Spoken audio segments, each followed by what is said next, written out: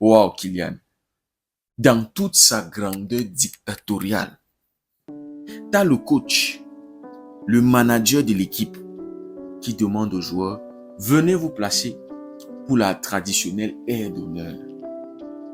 Et de l'autre côté, t'as le dictateur, t'as le président, le nouveau président du club. Aïe, c'est pas possible. Qui va demander aux joueurs, allons dans les vestiaires. Et tu as tout le monde qui va le suivre. C'est pas possible. Raoul Asensio essaie de dire, mais on doit, Kylian dit, passe comme ça, là, on part. Oh là là, les gars, c'est quel ridicule ça. C'est quel ridicule ça, les gars. Non, Xabi Alonso, les gars, ils t'ont tellement manqué de respect, c'est pas possible, les gars. On dit souvent qu'il ne faut pas voir les choses seulement d'un seul angle de vue.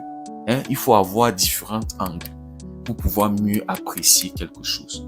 Sur les autres vidéos qu'on avait, les amis, on ne voyait pas ce qui se passait de l'autre côté, les gars. Mais non, avec cette vidéo, oh là là, les gars. Ah hey, ah hey, ah hey, à la Madrid, y nada más, à la Madrid.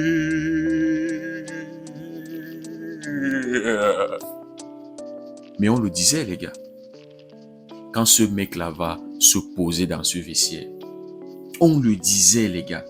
Moi, j'aimerais entendre les Madeleines maintenant, après avoir vu ces vidéos, les gars. Moi, j'aimerais entendre tous ceux qui défendaient, tous ceux qui disaient que non, Kylian va arriver dans une institution et il va se faire tout petit. Il va comprendre que ici, c'est pas le Paris Saint-Germain. Non, mais qu'est-ce que vous avez à dire de ça? Kylian qui va ridiculiser le coach aux yeux du monde entier, les gars. Kylian qui va humilier un homme, une légende du club. Lui n'a rien donné au Real Madrid, les gars. Rien. Non, mais qu'est-ce que vous avez à dire de cette situation, de cette scène, les gars? Les gars, c'est une sale image, franchement. C'est-à-dire Kylian a contribué à faire limoger M. Xabi Alonso, les gars. Et il va venir dire, ça a été court, mais ce fut un plaisir de jouer pour vous et d'apprendre de vous. Qu'est-ce que tu as appris de lui, frère? Après ce qu'on a vu là, qu'est-ce que tu vas nous dire que tu as appris de lui?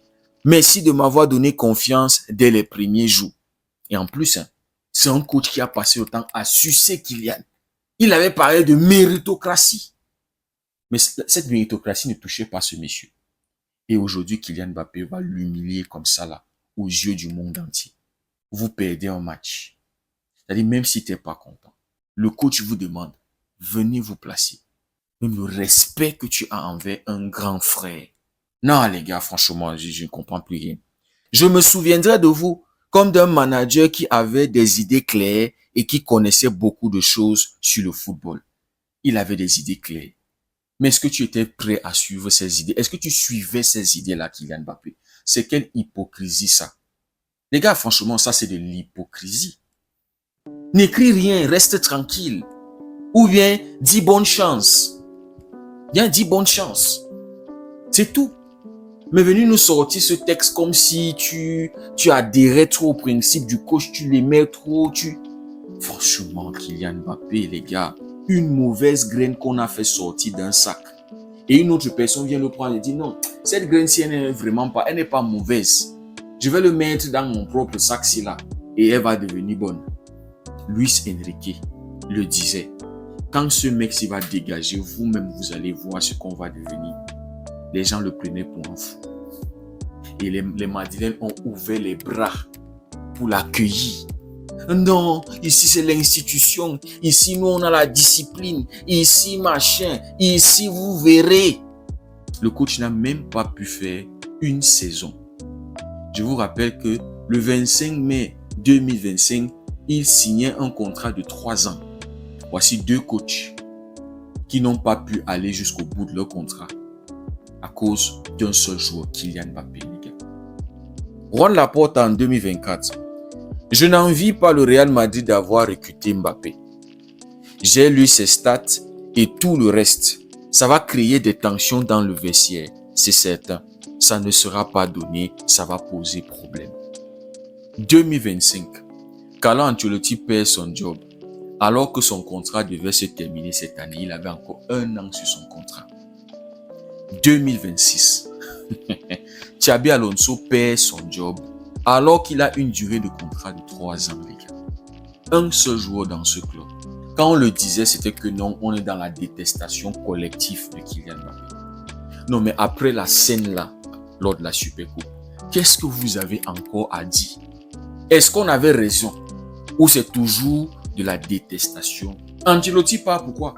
Parce que non, ses idées sont obsolètes, c'est un coach old school, le football est devenu moderne, on a besoin d'un coach moderne, on a besoin d'un coach qui va venir avec des nouvelles idées, des idées fraîches, des idées neuves. Oh, Xabi Alonso, c'est l'homme de la situation, on voit son travail de côté de Leverkusen. Mais les gars, je posais la question en début de saison.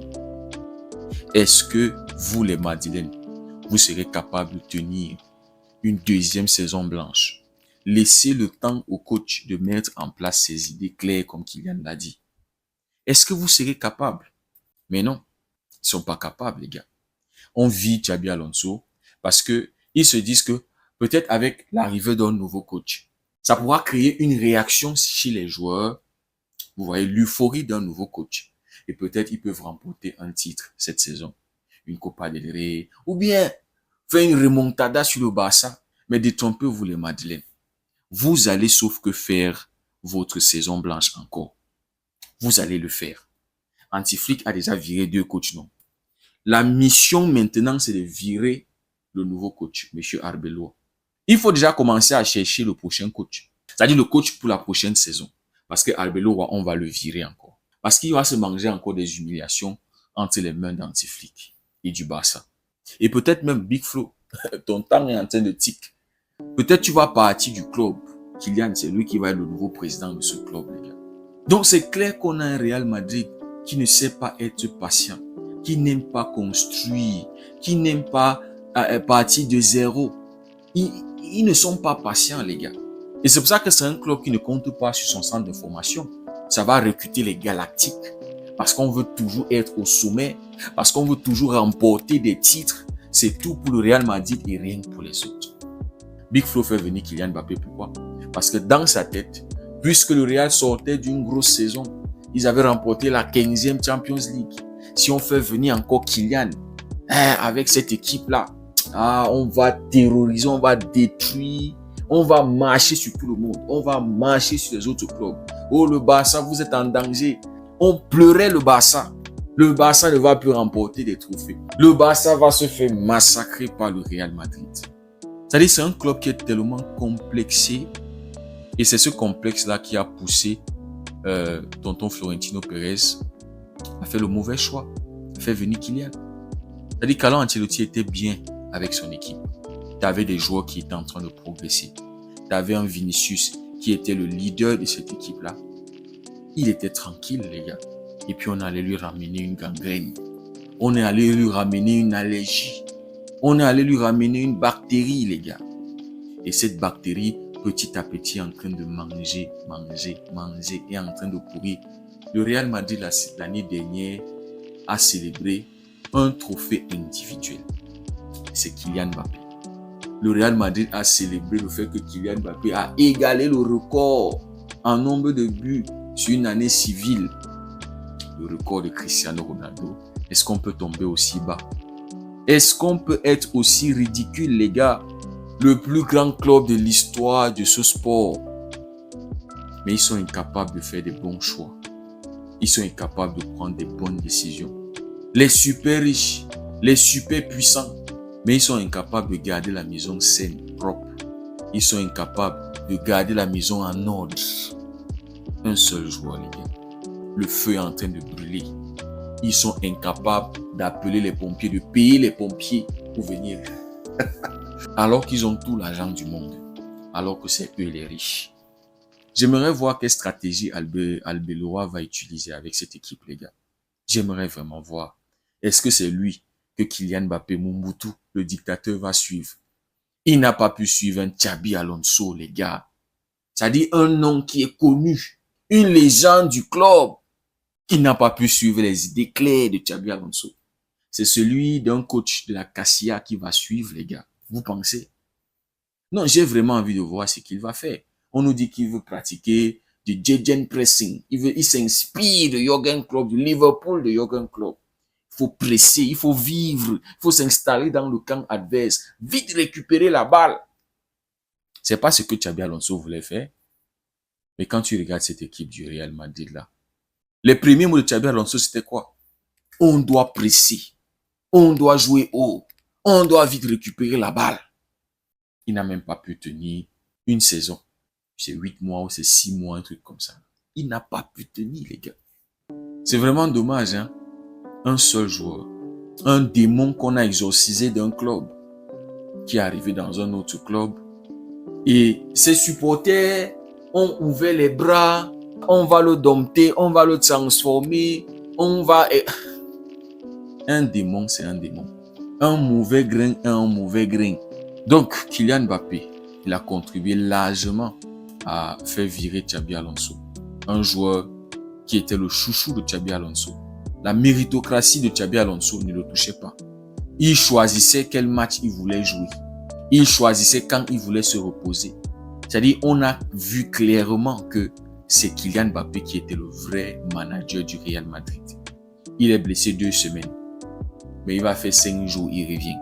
En début d'année, on nous dit qu'il sera absent pour 3 semaines parce qu'il a un gêne au genou. Mais il revient pour jouer la finale de la Super Copa. Il y a un match contre les D4. Au lieu de laisser les petits qui manquent du temps de jeu, de jouer, il insiste de jouer 90 minutes parce qu'il veut péter le record à Cristiano Ronaldo. Les Madrilènes, j'espère que vous avez vu qui est le vrai manager de cette équipe.